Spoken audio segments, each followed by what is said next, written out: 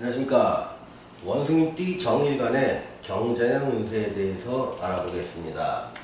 자, 원숭이띠 정일간이 경자년을 맞이했습니다. 천간에 있는 경이라는 글자는 정제로 작용합니다.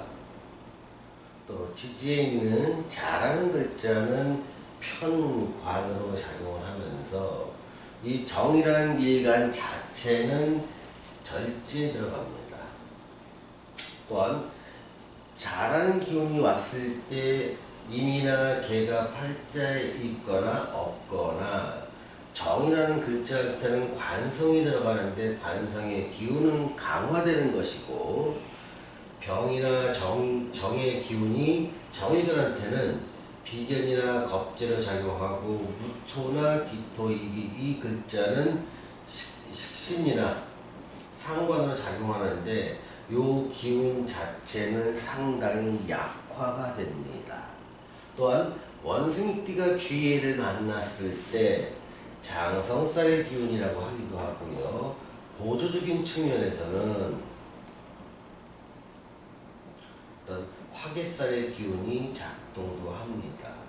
또한 여기서는 신이 자를 만났을 때 뭔가 삼합의 기운이 있으면서 내가 얻어지는 생산물이 형성되게 됩니다. 자, 요런 영향력들을 하나하나 살펴보면서 원숭이띠 정일간한테 경자년에 발생할 일에 대해서 알아보도록 하겠습니다. 먼저, 자, 천간의 경자년에서 위에 나오는 경을 천간이라고 합니다. 얘를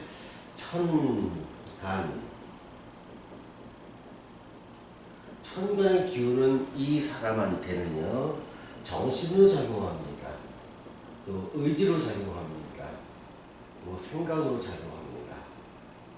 근데 이 기운 자체가 정제로서 영향을 미친다는 말입니다. 정제로 영향을 미친다는 것은 이 사람의 의지와 생각과 정신을 정제답게 영향력을 미친다는 말과 같습니다. 자, 정제답다는 게 뭐냐면 일단 안정된 소득을 말합니다. 또 안정된 가정을 원하기도 합니다. 또 안정된 생활을 꿈꾸는 것이 정제의 어떤 모습입니다. 그래서 급여가 많거나 작거나 또는 내가 사업을 하는 사람이라도요, 정제의 기운이 강한 사람이라면 많은 사람이 오는 것보다는 안정된 고객, 주로 단골 고객 쪽을 중심으로 해서 사업을 갖다 운영하는 것이 훨씬 더 유리한 것이지요. 어쨌든 이 사람한테 원숭이띠 정일간한테는 경자년의 천간의 기운은 안정된 모습을 추구하는 모습으로 정신과 생각과 의지는 그쪽 방향을 따라가게 됩니다. 자, 그럼 경자년에서 아래에 있는 글자를 지지라고 말하는데요. 자, 지지는 어떤 모습일까요? 지지는 편관의 모습입니다. 편관의 모습이면서 일간이 절지에 들어간다고 했습니다. 자, 편관의 모습이라는 것은 어떤 일에 대한 책임감입니다. 책임감이 강해집니다. 그러다 보니까 체력적인 문제가 좀 따를 수 있고요. 또는 강한 스트레스가 나오기도 합니다. 그래서 일도 적당히 해야지, 워라밸이라고 하죠. 일과 즐거움을 같이 병행하고 살아야 되는데 이때는 비겁과 식상의 기운이 낮아지니까 일과 어떤 자기의 생활이라면 뭐 취미부터 시작해서 자기가 하고 싶은 일의 밸런스가 상당히 깨지게 됩니다. 나는 내가 원하는 것들을 할 수 있는 기운이 식상의 기운이면서 취미 활동부터 시작해서 스트레스를 푸는 일, 또 내가 뭐 게임을 좋아하면 게임을 하거나 책을 읽는 걸 좋아하면 책을 읽는다거나 아니면 내가 여행 가는 걸 좋아한다면 여행을 가면서 삶에서 쌓인 스트레스를 풀어주는 것, 그것과의 조화가 필요한데 이때는 그 조화가 깨지게 됩니다. 내 생활이나 내가 취미를 갖거나 내 취미 투자될 시간과 노력은 잘 못하게 됩니다. 왜냐하면 이 기운이 낮아지기 때문에 그렇습니다. 만약에 나는 백수고요. 아무 한 일도 없어요. 그래서 나는 이 일 좀 해봤으면 좋겠어요. 라고 하시는 분도 분명히 있으실 겁니다. 그런 경우에도요. 일이 있거나 없거나 내 생활은 못하게 됩니다. 내 생활을 못하게 되는 이유는 다양하겠지만 경제적 여유가 있는 사람이라도 자꾸 뭔가에 쫓기면서 내가 이대로 살아도 좋은가 하는 이런 생각이 자꾸 미치면서 내 몸이 잘 안 움직여집니다. 그리고 뭔가 사회적 가치를 얻는 일을 찾도록 하게 되어 있습니다. 또는 나는 일이 평소에 많았던 사람이에요. 이제 좀 쉬고 싶어요. 근데 잘 못 쉬게 됩니다. 쉬는 것도요, 팔자에 좀 타고나야 됩니다. 또는 놀고는 싶어도 돈이 없어서 못 놀아요. 시간적 휴가를 낼 수가 없어요. 이런 모습도 바로 이렇게 일과 생활의 밸런스가 깨져 있는 모습 속에서 찾을 수가 있는 것이지요. 자, 그러면 이 자란 기운이었을 때 그 관성의 기운은 상당히 커진다는 것들은 편관석에서 말씀을 드렸습니다. 또한 절지라는 것은 보통 12운성을 좀 공부하신 분 중에서 일간이 절지나 태지에 들어간 것을 몹시 두려워하시는 분들이 있습니다. 근데 그럴 필요 없습니다. 어떤 면에서는 육친을 공부할 때는 제일 좋은 게 뭐냐 그러면 관성이 좋다, 또 재성이 좋다. 이 세상에 재관만큼 좋은 게 없더라. 그래서 재성과 관성을 상당히 좋은 육친을 바라봅니다. 실제로 내가 재성과 관성이 강한 사람은요, 일간이 절지와 태지에 들어갑니다. 그래서 일간이 절지와 태지에 들어간 이 시기, 즉 정이라는 일간이 자란 경우 만났으면요, 내가 내 주장을 못하고 그냥 주어진 일을 묵묵히 해야 되다 보니까 거기서 관성의 기운으로 인해서 사회적 진급도 이루고 사회적 명성도 얻더라. 또 내가 내 주장을 하다 보다 고객의 응대를 갖다가 잘하다 보니까 재성이 좋아지니까 돈도 많이 벌더라. 그래서 내가 사회적으로 신분이 상승되거나 아니면 제 돈적인 여유가 있을 때는요, 내가 내 주장을 할 시간이 없습니다. 내가 해야 될 일을 묵묵히 할 때, 그러면서 따라오는 것이 사회적 명예와 돈인 경우, 이런 경우가 나를 잊어버리고 그 일에 몰두하는 경우가 많습니다. 그게 일간이 절지와 퇴지에 들어가는 모습입니다. 나는 일간이 절지와 퇴지에 들어갔을 때는 보통 식상의 기운이 낮아지게 되기 때문에 내 할 일을 못하게 되는 것이죠. 즉, 내 할 일은 뭐냐면 내가 하고 싶은 일입니다. 이럴 때는요, 내가 해야 할 일과 하고픈 일 중에서 해야 할 일에 많이 치중을 하게 되는 겁니다.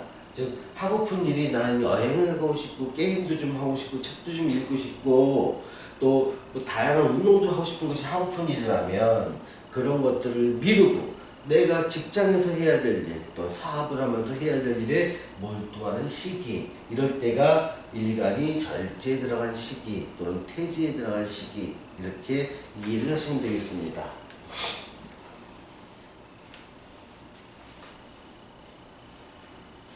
자, 이 부분을 좀 설명해 보겠습니다. 원숭이띠가 주의를 만나면 장성살의 기운이 된다고 하면서 또 보조적으로 봤을 때는 화개살의 기운도 있다고 했습니다. 또한 삼합으로 인해서 뭔가 생산되는 게 있다는 말씀을 드렸습니다. 자, 장성살의 기운이 있다는 얘기는 뭐냐면 내가 하는 일에 있어 지금의 상황이나 사회적 레벨이나 상관없이 내가 전면에 나서야 되고 또 책임져야 될 일이 많아야 되고 더 이상 뒤에서 서포트가 아닌 주도적으로 이끌고 나가야 한다는 상황이 펼쳐진다는 것입니다.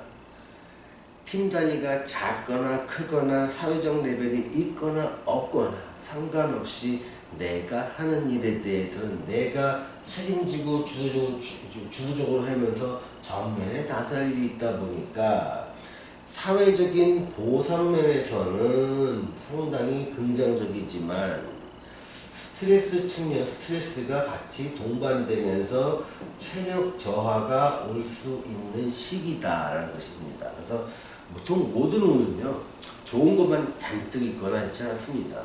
절대로. 좋은 것과 나쁜 것은 늘 같이 온다. 이렇게 생각하시면 됩니다. 그렇다면 거꾸로 나한테 정말 안 좋은 운이 왔다라고 했을 때 정말 안 좋은 면이 있느냐? 아닙니다.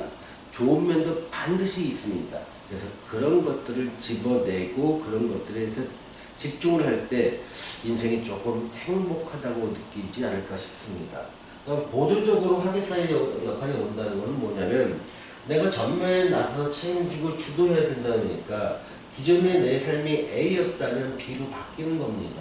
그럼 A 있을 때 어떤 벌려왔던 인간관계나 일을 어느 정도 정리를 하게 됩니다. 그것이 화개살의 역할입니다. 그래서 기존에 있던 일은 정리를 해가면서 보조적으로 새로운 곳에서의 내가 책임을 맡고 주도적으로 하다 보니까 이 일에서 강한 책임감을 느끼고 일을 하고 그러다 보니까 내 취미 생활은 잘 못하는 이런 상황이 벌어지게 됩니다. 그러다 보니까 그런데 삼합에 의해서 생산이다 보니까 이러한 노력은 나한테 뭔가의 보상으로 이어지더라는 겁니다.